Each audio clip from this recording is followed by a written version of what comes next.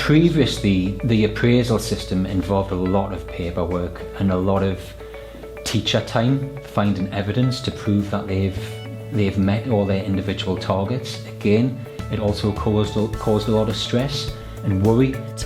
At the end of every year, there's always that little bit of fear that you're not going to go up the pay scale and that you're going to be really scrutinised, and in terms of data targets, will you not hit your targets? Actually, performance-related pay is too dependent on things that aren't just about the teacher in the classroom. So if you've got performance-related pay and 3 of the students in your class are off school for whatever reason, well, how is that your responsibility as a classroom practitioner to get the results out of those children? I think the kind of bonuses, for example, attached in the private sector where someone could see doubling their salary if they did really well, I think that's a good motivator. I'm not so sure whether I believe in really performance-related pay in the education sector. So we've moved to a position where I think unless you've been in receipt of any kind of support plan and haven't evidenced improvement as a result of that support, that staff will just progress automatically every year to the top of the spine. I think it's another example of is this something that creates a huge administration job?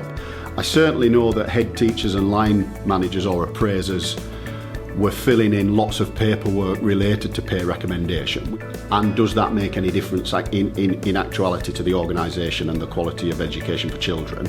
My view is probably not. So now that that's been removed, well, I don't really know how to put it into words. It's just a relief that you're going to go up the pay scale no matter what. It's like you've been given that trust. You're a qualified teacher, you're trusted to do your job, here's your pay increase, which is as it should be. To know that you're just going to go automatically up the scale makes you, it kind of makes you work more effectively. You haven't got that doubt in your head constantly when you're doing your job. You haven't got the stress of, is what I'm doing in my lessons sort of keeping people happy? That you are doing your job properly. You feel more sort of self-confident about your own skills, and that they're happy just to let you continue.